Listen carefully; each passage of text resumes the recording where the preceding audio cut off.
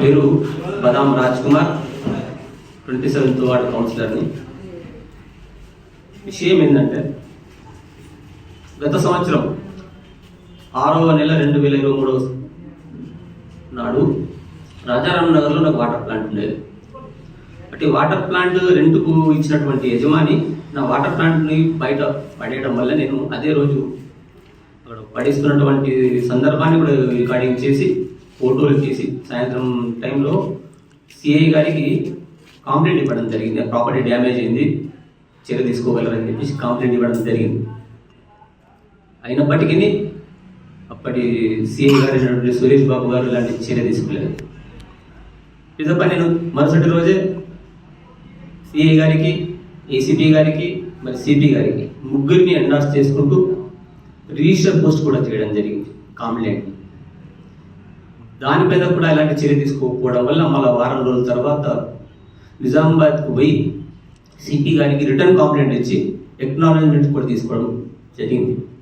ఇన్ని రకాలుగా ప్రయత్నం చేసినప్పటికీ నా కంప్లైంట్ మీద అలాంటి చర్య తీసుకోకపోవడం వల్ల నేను కోర్టు ద్వారా ప్రైవేట్ కంప్లైంట్ చేయడం జరిగింది. ప్రైవేట్ కంప్లైంట్ చేసిన తర్వాత కూడా 2-3 months వరకల్లా ఎఫ్ఐఆర్ అనేది చేయలేదు. మా అడ్వకేట్ గారు అయినటువంటి అమితాబ్ గారు ఫోర్స్ పెట్టడం వల్ల 6వ నెలలో ఇచ్చినటువంటి ఇష్యూని 11వ నెలలో ఎఫ్ఐఆర్ చేయడం జరిగింది. 11 నవంబర్ 2003లో ఎఫ్ఐఆర్ అయింది. అప్పటి నుంచి పంచనామా కాపీ గురించి సుమారు ఒక 25-30 సార్లు పోవడం జరిగింది. సిఐ గారు మారిపోయారు, మళ్ళీ సిఐ గారు వచ్చి రవికుమార్ సార్ వచ్చి ఈయన సుమారు 20 సార్లు కలవడం జరిగింది. కానీ నా కంప్లైంట్ మీద పంచనామా రిపోర్ట్ రాయడానికి మరి సిద్ధంగా లేరు. ఇప్పుడు పోయినా కూడా రేపు రాస్తా మళ్ళీ డీసీపీ గారు డైరెక్ట్ స్పీకర్ ఆన్ చేసి మొబైల్తో స్పీకర్ ఆన్ చేసి సిఐ గారికి ఫోన్ వెళ్తారు. ఏంటిది 547/23 ఎఫ్ఐఆర్ మీద మీరు పంచనామా రిపోర్ట్ ఎందుకు రాయలేదని చెప్పేసి డీసీపీ గారు అడిగితే సిఐ గారు ఏం చెప్పారు, రాష్ట్రం సార్ రిపోర్ట్ పబ్లిక్ చేసినామని చెప్పేసి తప్పుడు సమాచారం ఇచ్చారు. అదే శుక్రవారం నాడు ఇక్కడ వచ్చిన శుక్రవారం నుంచి నిన్నటి వరకు ఒక 10 సార్లు పోయి కలిసినా కూడా ఇచ్చే దాఖలాలు లేవు.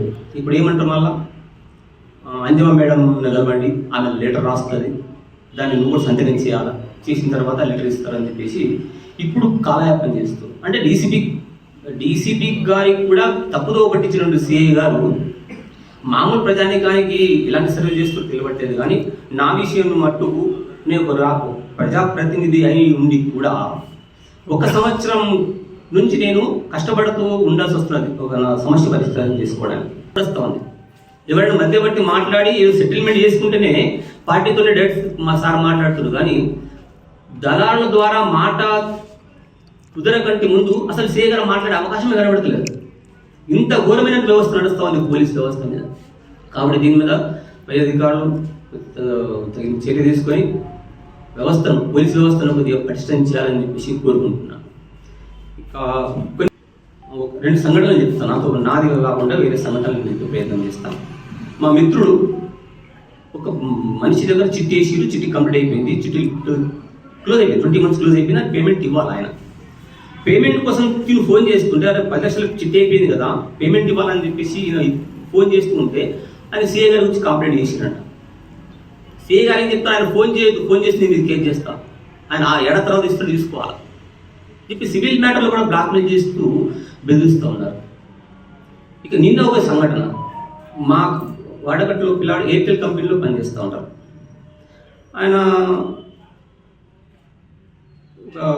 ఎయిర్టెల్కి సంబంధించిన మెటీరియల్ గోవింద్పేట సైడ్లో 1,20,000 రూపాయలు మెటీరియల్ డంప్ చేసేది. అక్కడ థెఫ్ట్ అయిపోయింది. అది థెఫ్ట్ అయిపోయిన విషయము కంప్లైంట్ చేయడానికి ఆ పిల్లాడు నా ద్వారానే వచ్చింది. ఇప్పుడు పోయినా పోతే అక్కడ ఏం చెప్తారు తెలుసా, పాత సామాన్లని లెంకులు ఏడన్నా సామాన్లు కనబడితే ఎప్పుడు వచ్చి మేము చూస్తామంటారు. అంటే పోలీస్ యంత్రాంగం పని చేసిన పని కూడా పిల్లలు చేసుకోవాల్సి వస్తుంది. ఇప్పుడు 24 గంటలైంది ఎయిర్టెల్ కంపెనీ ద్వారా కాంప్లైంట్ ఇవ్వడానికి వచ్చినా కూడా కాంప్లైంట్ తీసుకోవడానికి సిద్ధంగా లేదు. ఇంత ఘోరమైన వ్యవస్థ నడుస్తుంది. కాబట్టి పై అధికారులు దీని మీద తక్షణం చర్య తీసుకోవాలని చెప్పేసి కోరుకుంటూ ముగిస్తున్నాను.